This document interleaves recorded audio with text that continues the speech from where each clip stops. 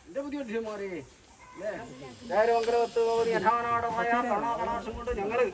നിങ്ങൾക്ക് രണ്ട് കാലങ്ങളായിട്ടും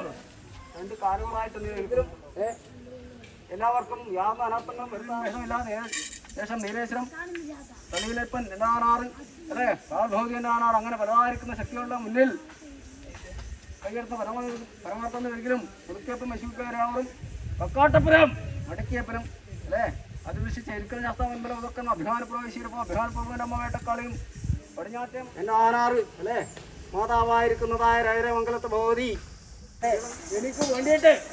ഒരു ജല വെച്ച് അവിടെ അല്ലേ നല്ലതായിരിക്കും വിശിഷ്ടമായ